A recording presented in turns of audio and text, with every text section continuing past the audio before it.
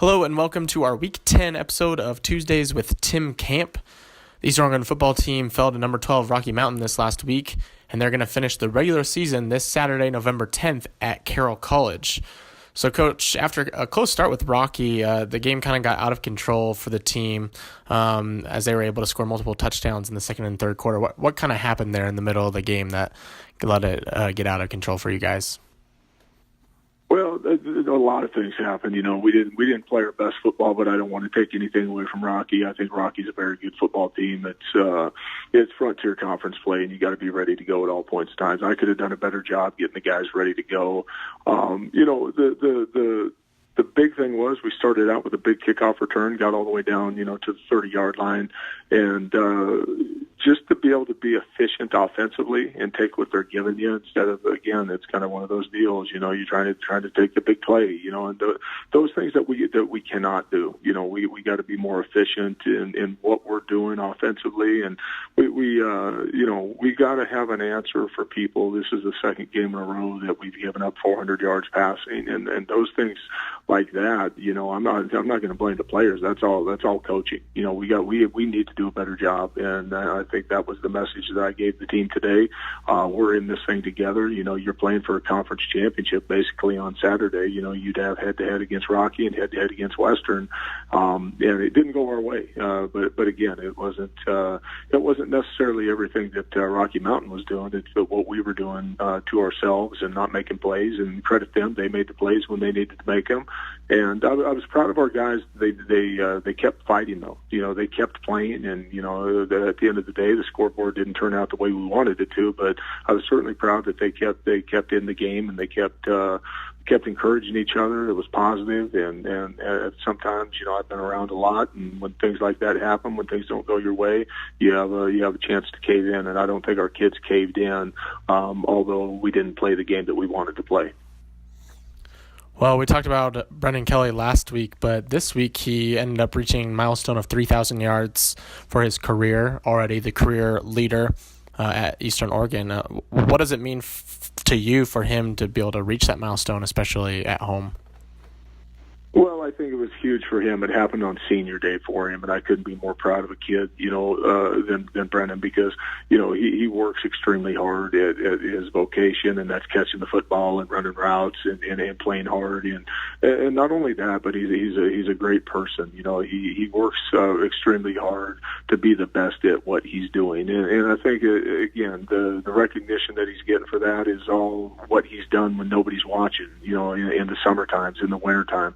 And then he's getting repaid right now with having a big season for us. And for our offense, we could throw the ball to him just about any time. And the people are now starting to realize that they got to bracket him. They got to try and do everything they can to keep the ball out of his hands.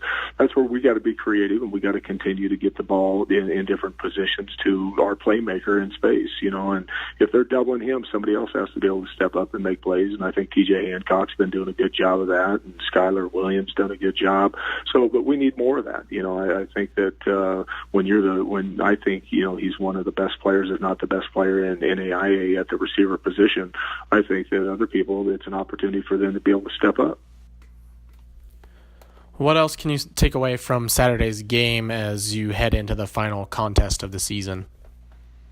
Well, the biggest thing is it's not over. We got a good Carroll College team that we're getting ready to go up there and play, and our seniors, they have 60 minutes of football left. And I talked about motivating yourself today, about being able to rise to the occasion, and not only that, but we're playing for a winning season. We're doing a lot for Eastern Oregon University and representing Eastern Oregon as a football program, but it's going to help in so much. It's going to help in recruiting. It's going to help in kicking us off into the winter conditioning on a win. There's a lot of things that probably not a lot of people think about, that this would be this would impact us in a great way to go up and get a win against a quality Carroll team.